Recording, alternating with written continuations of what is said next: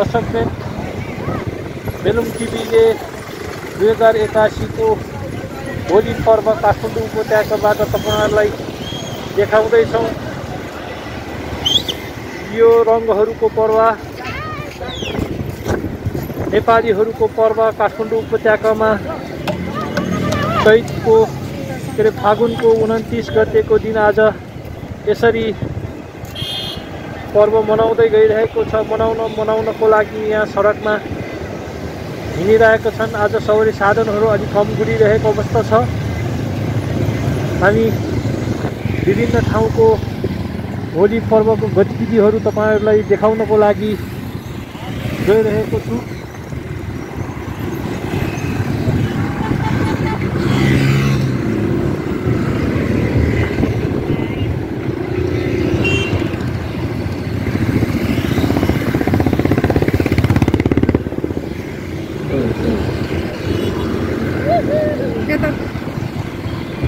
विभिन्न ठाउँहरूमा होली पर्व, रङहरूको पर्व, रङ गतिविधिलाई सबैलाई मनपर्ने रङ्गीन दुनियाँ, रङ्गीन संसार रङ्गाउन पाउँदाखेरि कसलाई मन पर्दैन होला र। भनाइहरू आज सडकका केटीहरूमा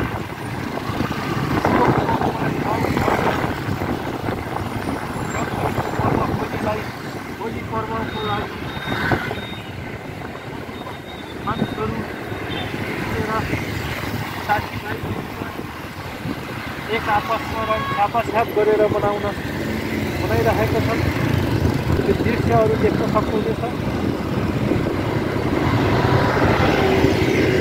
आज अरू बेलाभन्दा सवारी साधनहरू कम चल्नेको दिन भएको कारणले पनि आज सवारी साधनहरू अलिक कम चलेको देख्न सक्नुहुनेछ।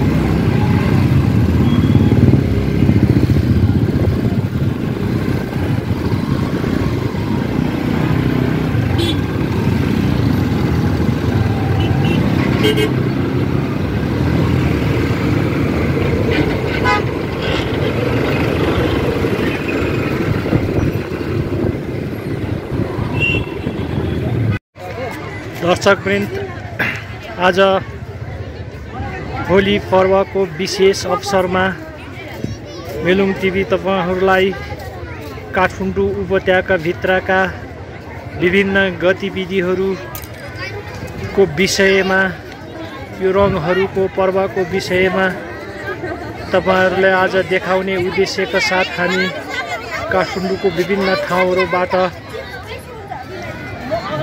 जोडाइरहेका छौं। त्यसैले यो सांस्कृतिक पर्व, रङहरूको पर्व, विशेष होली पर्व विशेष गरी बालबालिका, युवा युवतीहरूले साथीभाइ एक अर्कामा अबिर रङ दलेर चाहिँ एक अर्कामा खुसी साटासाट गर्ने पर्वको रूपमा मनाइरहेको र मनाउँदै आएको देख्नमा सकिन्छ। अहिले यहाँ यो एउटा काठमाडौँ उपत्यकाभित्रको पार्कमा आज सार्वजनिक बिदा भएको कारण पनि एक आपसमा साथीभाइहरू जम्मा भएर यो रङ्गीन पर्व मनाउनेको लागि भनेर यहाँ एक अर्कामा रङ अबिर दलेर मनाइरहेका दृश्यहरू देख्न सक्नुहुनेछ।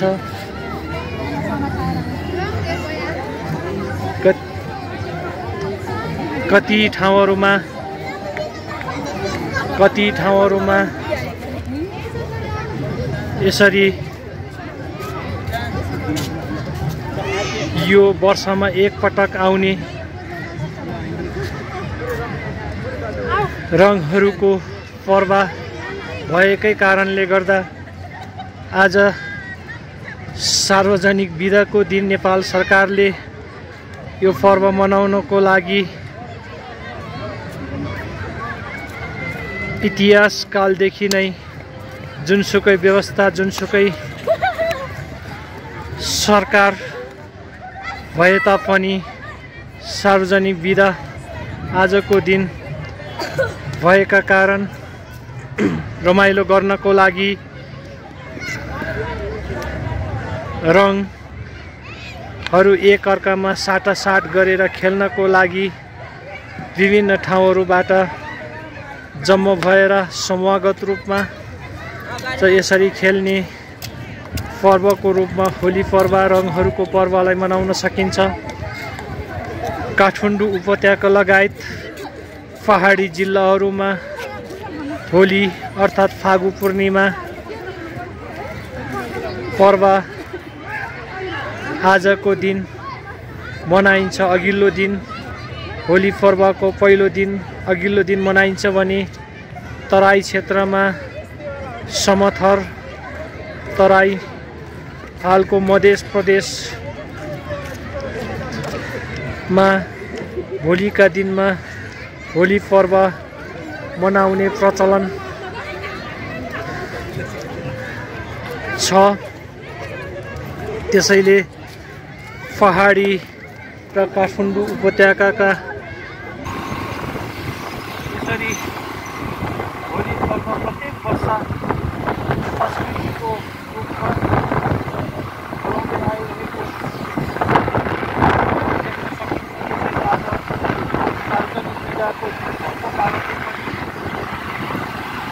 सडकहरू सुनसान सहरी साधन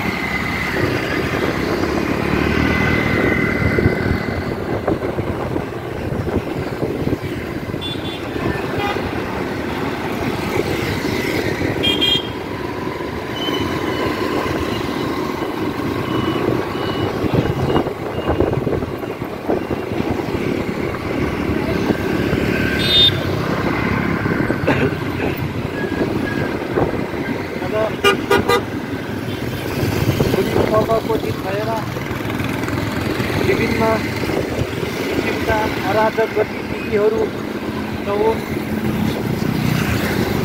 शान्ति सुरक्षा कायम होस् नहोस् र सबै नेपालीहरूले शान्तसँग होली मनाउनको लागि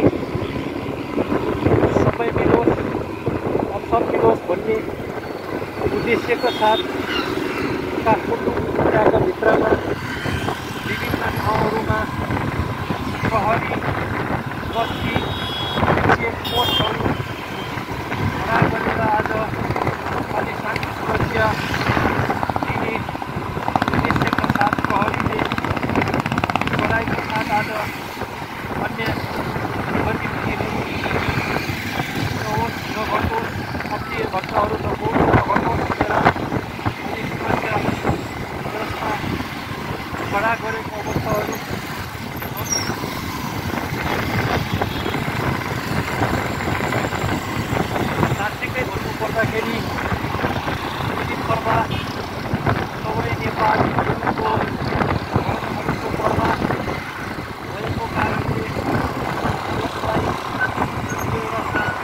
पर्व रमाइलो पर्व भएको कारण पनि यो पर्वलाई एक आपसमा खुसी साटासाट गर्ने रमाइलो गर्ने पर्वको रूपमा मनाउनको लागि हाम्रो नेपाली समाज, नेपाली संस्कृति, नेपाली समुदाय देखिन्छ।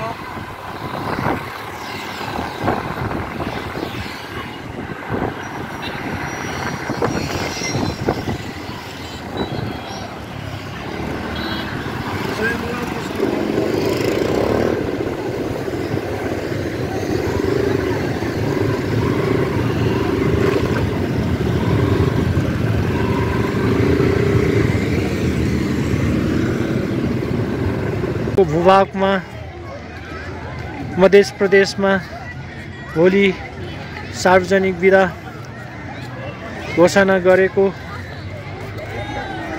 हामीले विभिन्न समाचार माध्यमहरूबाट र हाम्रो